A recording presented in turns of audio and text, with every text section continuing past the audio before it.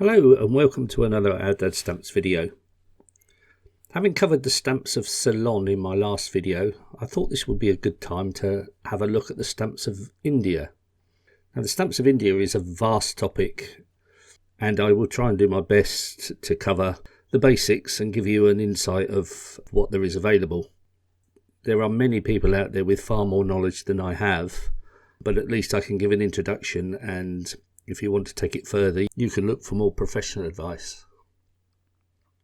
The first stamps of India were issued in 1852, and they were actually the first stamps in the whole of Asia. It was issued in a district called Scinde and is known as the Scinde Dawk. The stamp was initially made out of a waxed wafer and was circular with the words Scinde District Dawk around the rim and the British East India Company's merchant's mark in the centre. It was soon discovered that the wax wafer cracked and wasn't really useful, so it was replaced with an embossed white version. And this also proved to be unreliable because it was difficult to see in poor lighting. So the final version was done on blue embossed paper. All of these had a value of half an anna. They are very rare and quite expensive to get hold of. The white one has a used catalogue value of £3,000, the blue one £11,000, and the red one on the wax seal is catalogue value at £35,000. So it's not easy to get hold of, and as you would expect, there's many forgeries around. So if you're thinking of getting hold of one, then do be careful and do watch out for what you get. In 1854, these stamps were officially suppressed and a new set of stamps was issued. The East India Company initially prepared a stamp, a half anna red stamp, but the dye that they used for the colour was so difficult to get hold of, it proved impractical. And so in October 1854, these were replaced with a set of 4 stamps: a half anna blue, a 1 anna red, a 2 anna green, and a 4 anna blue and red. And this was one of the first bicoloured stamps issued. The half anna, 1 anna and 4 anna were produced by lithography, and the 2 annas was produced by typography. The lithography stamps make an interesting topic to look at, since there are many variations and many different dyes to look out for. As you can imagine, these stamps are quite valuable, although not impossible to get hold of. The half anna blue can be picked up with a catalogue value of only £60 used, whereas the 4 annas, you could be looking at £35,000 for some of the mint values. So there's a big range in value of these stamps. And as I said, there are quite a few variations to look out for. The half anna comes in 3 different dyes and values from £275 to £6,000 mint, depending on which dye you've got. So it's useful to know the difference. Basically, it's all to do with the chignon, which is like the bun on the back of the Queen's head. In the first dye, it's heavily shaded, whereas the second dye, it's not shaded at all. And on the third dye, which is the really valuable one, there's some shading, but the diadem, the tiara, shows no shading at all, so it's quite different from the other 2. As I said, it makes a big difference which one you've got, so it's worth taking time to look out for these. The other thing, of course, with these, like all imperforated stamps, the border makes a big difference. If it's cut close, then they're not worth anything like as much as ones with nice big borders, so look out for that too. The 1 anna red also comes in 3 different dyes, and again it's mostly to do with the chignon, the bun on the back of the Queen's head. On the 1 anna, dye 1 has very light shading, and on dye 2 it has quite heavy shading. And then on dye 3, the difference between that and the other 2 is that the neckline comes to a point at the end as opposed to rounded. Again, it does make a difference which one you have, The value of these can range from £300 a mint die 2 stamp to £6,500 for a mint die 3 stamp. So once again, it's worth looking out for. The 2 anna doesn't have any die variations, which makes it a lot easier, but there are colour variations, and confusingly there are many shades of the basic colour green, which has a mint catalogue value of £500. But if you find the emerald green one, that's got a catalogue value of £10,000.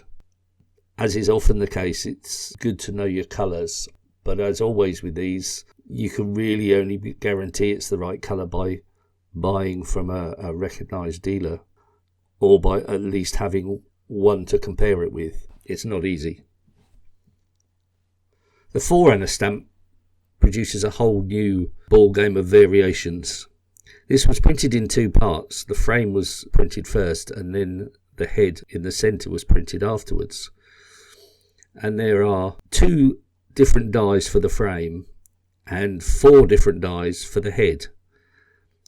And you can have a whole combination of the 2, so it is really tricky to work this one out, especially when you've got one that's heavily cancelled. It's almost impossible. Basically, the difference is in the frame. On the side of the frame there are shading lines, and in die 1 there's a gap between these lines and the circular frame, whereas on die 2 the shaded lines go right up to the circular frame. This is particularly obvious on the right hand side, just after the A of India. With the Queen's head, once again it comes down to the shading of the bun on the back of her head. Die 1 has heavily shaded, and also the diadem is shaded. Die 2 is very lightly shaded, but again the diadem is shaded. Die 3A has lightly shaded bun, but the diadem is completely unshaded. And then die 3 has an unshaded diadem, but very different shading of the chignon. It's really difficult with so many possibilities and so many variations, but it does make a huge difference in value. Mint, the value ranges from £750 to £65,000, depending on which combination of those dies you have. So it's not an easy task, and I would suggest you're only going to get this correct with professional help. But it's fun looking. In the Standard Gizmos catalogue, it does give you diagrams to give you some idea what to look for. But the best way to do this, as always, is to get one that you know which is which and compare it with those. Because of the shape of the 4 anna stamp, many of them were cut octagonally. These are worth far less than those that are cut square with good margins. In some cases as little as 5% of the catalogue value. So if you get the opportunity, make sure you get the square cut ones. In 1855, a completely new design was made with an image of Queen Victoria inside an oval vignette. And these were inscribed East India postage, because at the time it was still controlled by the East India Company. The initial set were for a 4 anna black and 8 anna carmine. And used, these can be picked up quite cheaply, but mint, they are over £1,000 each. And then a year later there were more stamps issued, which range from a half anna up to 8 annas.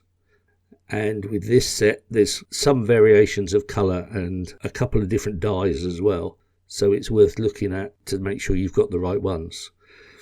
Used, they're reasonably easy to get hold of, but as I said before, mint, they're quite expensive, so you'd have to look out for those. Up until 1882, all of India's stamps were inscribed with East India postage. But in 1882, a new set was issued for the Empire of India that had been proclaimed 5 years earlier, but it had taken them a while to get the stamps issued. These bear the inscription of just India postage and run from a half anna up to 1 rupee. They also carry the watermark of a single star, which was a change from the previous watermarks of an elephant's head. This set is not particularly expensive to get hold of. The catalogue value for all 11 stamps used is only £35, and even mint it's only £200, so certainly a set that you can get hold of. In 1895 a high value set was issued, and these are in larger format than the normal stamps. There is a 2 rupee, a 3 rupee and a 5 rupee. And the 2 rupee comes in 2 different shades. These stamps are a nice looking set and not too difficult to get hold of. The set of 3 mint is only £300 and used £80. As I said, it's not a difficult set to get hold of and quite well worth it. It's a nice looking set. In 1902 a new set of stamps was issued with Edward VII's image on them. These were largely the same sort of design as those for Queen Victoria and ran from 3 pies up to 25 rupees. The lower values of this set are quite readily available. It's only really the 25 rupee stamps that's hugely valuable, and even mint up to 1 rupee you're not going to pay a huge amount for them. From 1 rupee onwards, which is the larger format stamp, that's when they get expensive and you're looking at several £100 for a mint version, and the 25 rupee is £3,500 mint, so that's a very difficult one to get hold of. When King George V came to the throne, an entirely new set of stamps was issued with different designs than previously, and quite a different image of King George V as well.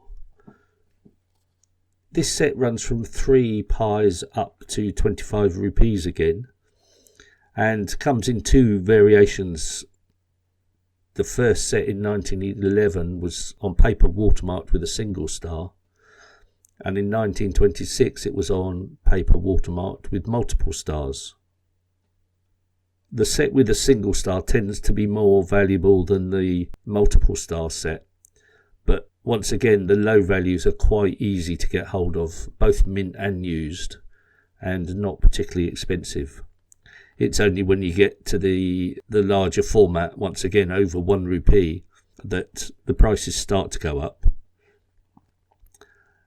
The 1911 set catalogues at about £1,200 mint and £140 used, and the multiple star set is only 650 mint and 110 used. So as I said, certainly used, it's fairly easy to get hold of and a nice set to collect.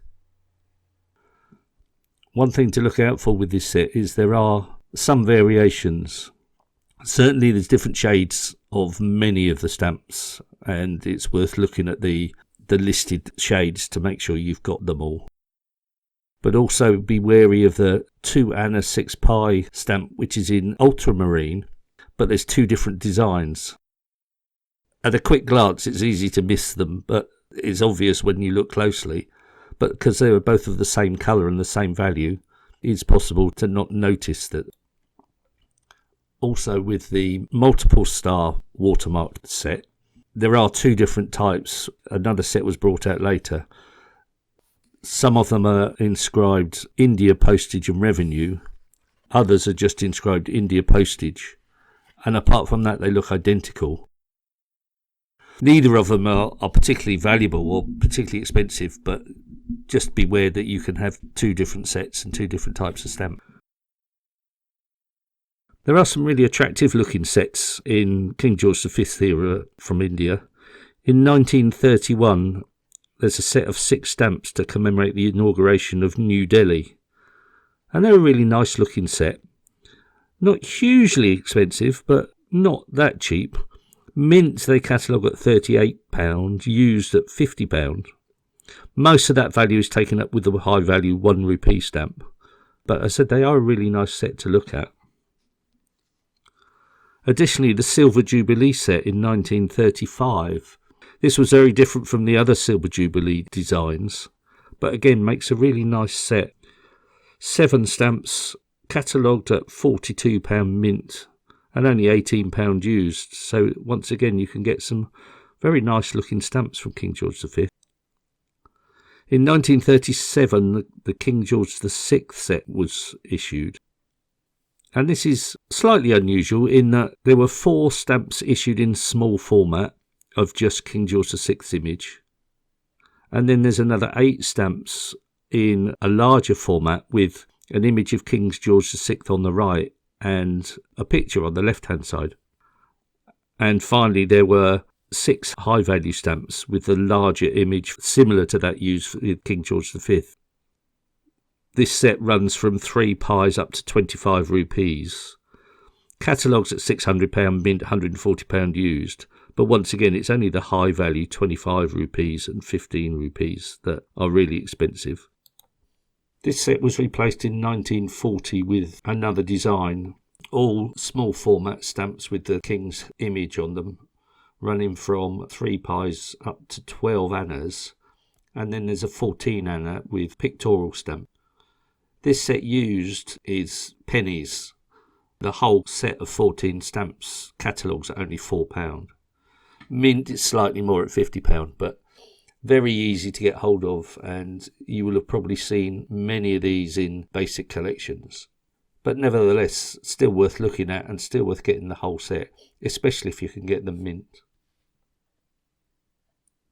In 1947, India gained independence and the whole designs of their stamps changed quite considerably. There are some really nice stamps printed from 1947 onwards, but I think that's best saved for a separate video, and we'll cover that one later. In 1866, India was the first country to adopt the idea of overprinting service on postage stamps or postage service on revenue stamps in order to distinguish between official postage and normal postage. This presents a huge area for the collector, as there are a huge range of sets overprinted with either service or OHMS. And as with a lot of these, there's variations in the overprint, so it provides a lot of variation and a lot to look for the collector. It wasn't until 1939 that India produced a stamp specifically for official post, and these contained the King George VI image, very cheap to get hold of, very easy to get hold of. And in fact, all the service stamps from then on are very inexpensive and very easy to get hold of. But I think it's the early ones that are more interesting because they provide a lot of variation and a lot more value as well. One last thing I do want to cover with India stamps is the Telegraph stamps. Like Ceylon, India issued stamps as receipts for use on Telegraph. India designed these first, so Ceylon copied the design where the stamp is made to be cut in half with initially 2 images of Queen Victoria, one at the top, one at the bottom, but latterly with a different design at the top and the Queen's head at the bottom half. These have become very collectible, and some of the early ones are quite valuable as well, so certainly worth looking out for. The first set were issued in 1860, which was actually a different design and only used for a very short period of time, so these are very valuable. £3,500 mint and £2,000 used. But the familiar tall stamps with 2 images of the Queen were issued in 1869. Used images, which, as I said on the Ceylon video, these were cut in half. The top half was attached to the receipt and the bottom half to the Telegraph. And the bottom half were generally destroyed after a time. So the used value is usually referring to the top half. If you do get hold of the bottom half, which did happen occasionally, then they are worth considerably more. In 1890, they changed the design so that the top half was just a plain design with the value on the stamp, and the bottom half was Queen Victoria. And this set is certainly very affordable used, even up to the 50 rupee value. The used half is only catalogued at £6.50. Mint, it's £350, so it's slightly more if you've got the whole stamp mint, but the used halves are quite easy to get hold of. One slight problem here is when Edward VII came to the throne, they used exactly the same design but just put the king's head in the bottom half. So when you're looking at just the top half of the stamp, there is no way of telling the difference between the Queen Victoria one or the Edward VII one. The only possible way is for the early stamps to have a clear date cancellation on the stamp. Then you can tell it's the Queen Victoria ones. But to be able to tell the King Edward ones, you really need to have part of the bottom on the cutoff, which has the King's crown. It's the only difference between the two. So this does present a problem, and unless you can be absolutely certain it's the Edward VII stamp, then the Queen Victoria values are taken and they are much lower. There's just a couple of things that I haven't mentioned up till now. One is the use of Indian stamps in other countries. Since India was the administration centre of the British Empire, Indian stamps were used quite extensively throughout the empire. And you can find Indian stamps used in a whole host of Middle Eastern countries and other areas too, including Abyssinia, Aden, Bahrain, British East Africa, Dubai, Iran, Iraq, Kuwait, Muscat, the Strait Settlements, Zanzibar, occasionally in Burma, and also in British Somaliland.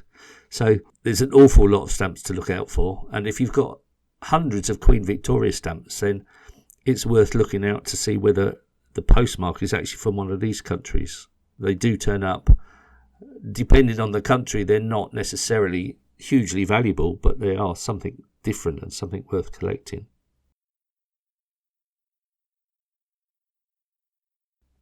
The other thing I haven't mentioned is the stamps used by the various Indian states. There's two types. There's the convention states, which were states that had an agreement with the Post Office of India to provide postal services within their territories, but also throughout India. These generally are Indian stamps overprinted with the name of the state, but not always, and there are some local stamps produced that were valid throughout India. The other type of states are the feudatory states, who had their own postal service. Now, these stamps were only valid within that state, and there are a whole host of designs and variations that can be looked at here.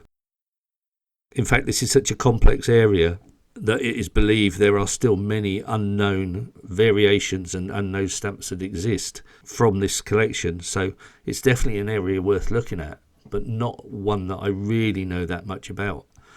And I think you need to be able to read the script properly to have an understanding of different nuances in the strokes and the symbols to be able to tell the differences. But as I said, if you're interested, it's certainly an area worth looking at. Anyway, I hope that's given you an idea of what there is with Indian stamps. I've only covered up to the period of independence. There are many, many more stamps worth looking at after that.